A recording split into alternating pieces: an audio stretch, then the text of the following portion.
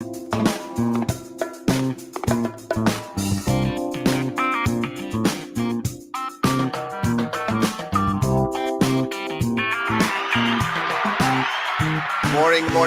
My name is David McGar. This is Property Value, where I talk about commercial real estate focused on South Florida. It is April the 12th, 2022.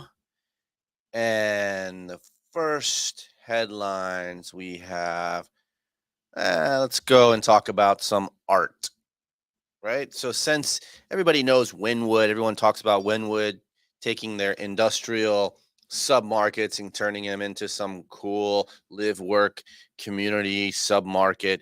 But whatever happens to the artists, the people that actually made it cool in the beginning, they get pushed out because rents become too high, because other vendors and retail companies come in there that want to pay the extra money that it takes to develop a submarket into a very nice live work area. So in Miami, the article that I have up right now, it says Oolite Arts unveils design of $30 million headquarters facility in Miami. This is just exact case of what I'm talking about, where it says, this is by South Florida Business Journal and Brian Bandel. Oolite Arts has revealed the design for its headquarters. Oh, that's the wrong thing. Let's do that. There we go. Hey, good morning. Oolite Arts has revealed the design for its headquarters facility, an arts center, a $30 million development that could attract visitors to the Little River neighborhood of Miami. So where they started in Wynwood, now they're just being kind of pushed to the north, over to Little River is another neighborhood that's being, I would say, there's a lot of growth going in there. There's a lot of investment going in there. It's really starting to take shape. It's very bohemian. And now we see the artists going there and having a place to have their art studio. So it says a 26,850 square foot facility will feature a garden-lined walkway that will be open to the public. People can observe the 21 artist studios, which will be given free to the talented artists. That's good. Everyone likes something free, and art needs to be cultivated, and we need to be able to go see it. So when you're giving an artist a free space to go be talented and creative and imaginative, that's always a plus for us, for everyone. It will also have an exhibition gallery, a theater for lectures or films, 2 art classrooms, a maker space, a print studio, and a staff offices. I wonder who's paying off for all this. There will also be rooftop space surrounded by columns, some of them harnessing solar power, catching the breeze, and funneling into the building for a natural cooling, said Dennis School, president and CEO of the nonprofit. We wanted to do a building that was architecturally distinctive, Scroll said. If you come into any of the 7 entryways into the garden, it's a wandering journey. You will drift into covered space and by the windows into a studio that you can look into. Barcelona-based Barsoni Vega designed the building. The firm won the European Prize for Contemporary Architecture, Mais Vin Duro Award in 2015. This will be its first new construction project in the U.S. Oh, wow, this is great. Scroll said Oolite Arts should break ground on the facility in September and complete it in early 2014. It will be nearly double the size of the current facility on Lincoln Road. I don't know. I think that's wrong where it says 2014. Maybe that's supposed to say 2024. Let me see something real quick. No. Interesting. All right. It will be nearly double the size of the current facility on Lincoln Road in Miami Beach. The organization, formerly called Arts Center in South Florida, sold the Miami Beach facility for $88 million in 2014 and will utilize the space until its Little River facility is ready. Scroll said the Oolite Arts building should bring both visitors and artists to Little River. The neighborhood has already drawn significant investments, including with Nashville, Tennessee-based Adventurous Journeys, capital partners assembling land for adaptive reuse and development. Anytime you can have a cultural facility that arrives early in a burrowing community, it sets the scene for what might follow, Skull said. I can't wait to see it. I want to go visit. It sounds very cool. And I hope them much success. $30 million. but they made 88 million on their last facility. Nonprofit, not bad, guys, in commercial real estate. So let's head on over to something else that's going on. And this is called, says plans change for a 500 million transit village project. So this is a transmittal modal development, which they build along the Bright Line that's connecting Miami to Broward County to Fort Lauderdale County. It's a privately owned train, and their developers are really winning big with the development of residential and office and retail along the tracks connecting everyone. It's supposed to go all the way to Orlando as well. So this article, this is by, this is also from South Florida Business Journal and Brian Bandel as well.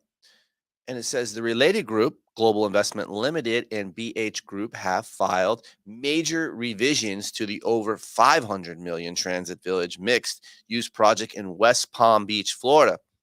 November, Miami-based related group led by billionaire George Perez, Cyprus-based Global Investment Limited led by billionaire Teddy Sagi, and venture-based BH Group announced that they joined the Transit Village project. It was originally proposed by Michael Masnoff, who started work on the proposal for a transit-oriented development in 2006. Wonder what happened. How did it derail? The city's approved the project on a 10-acre site at 510 Clearwater Drive and 203 South Tamarind Avenue in 2012. So it took 6 years to get the permits done. But the new investors seek to revise those plans. Palm Beach County officials recently signed off on the changes, a requirement since some of the property is on a land lease with the county. The county, at the urging of the Transit Village LLC, recently filed a site plan amendment with the city. Transit Village would total 1.29 million square feet with 986 residential units. In 182,000 square feet of office with 108 hotel rooms, 63,000 feet, 54,000 feet, and 54,000 square feet of, I imagine, ground floor retail. That's a big project. There would be 4 towers of 25 stories each, 3 of them for residential and 1 for office and hotel. 3 for residential. This is how the related group comes in and shows they know what they're doing. We see the big push and the big need and demand for residential space. As you see, the rents have been flourishing, 26% year over year increases. And with the migration of people, they need to stay somewhere. The project would have 2,000 parking spaces, including 250 for the neighboring Tri-Rail passenger rail station and 25 for the county. Its amenities would include 3 pools. Now, the 2012 plans for the Transit Village from the original developers were also for 25 stories, but with fewer residential units. And who would know in 2012, how red hot residential would be, how many people would be migrating to Florida, and what the numbers, would be forecasted. No one forecasted this, especially not after COVID. But it's here, and people are getting ready to build supply for that demand. But with the fewer residential units and retail, but more hotel rooms and office space. That's what was the prior one. Smaller residential, more office, and more hotel.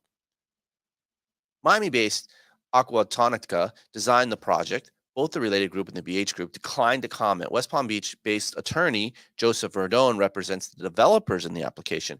Apartment rents in West Palm Beach, here's what I just said, and they're going to reiterate it. Apartment rents in West Palm Beach have increased dramatically over the past years, making that a more profitable property type to develop.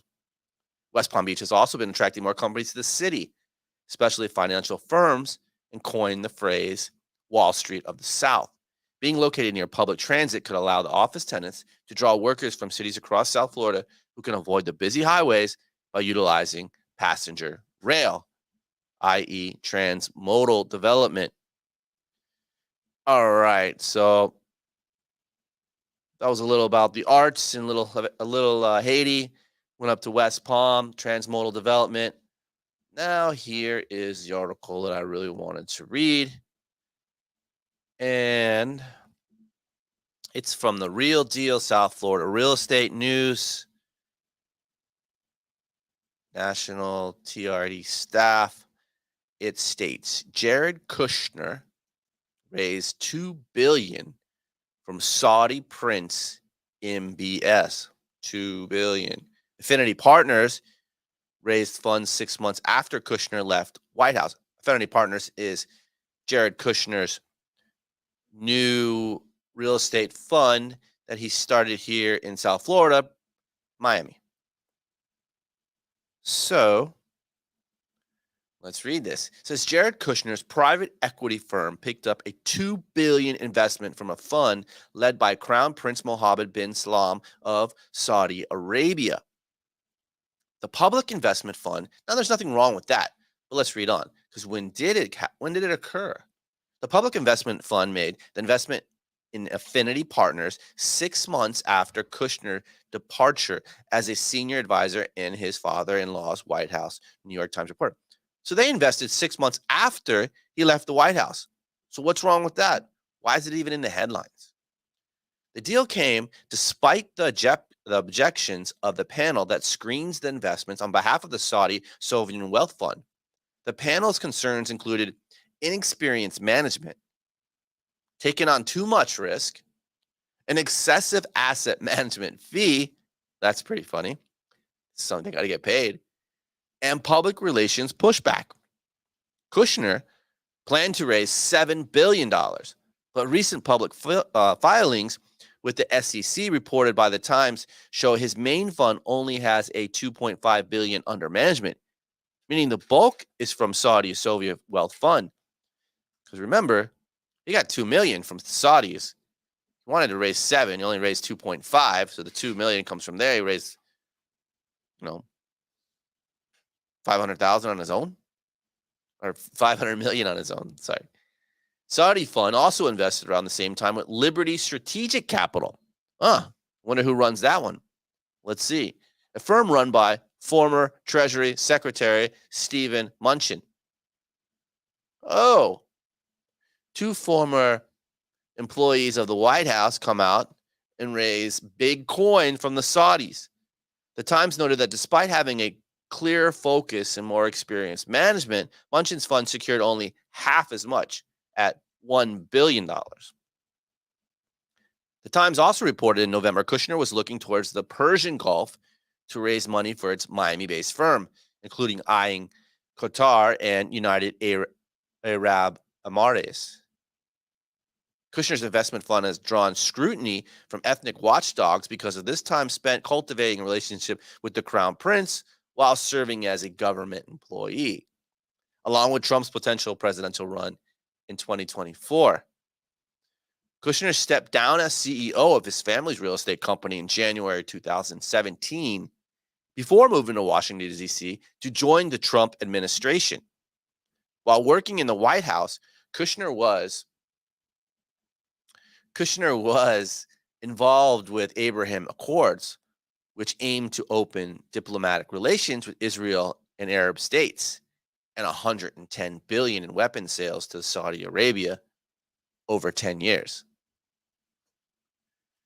That's all I have for you today on April 12th, 2022. I'm David Magarios, Property Values. Talked a little transmodal, talked some arts, and of course, we talked about Jared Kushner. Have a great day. See you tomorrow.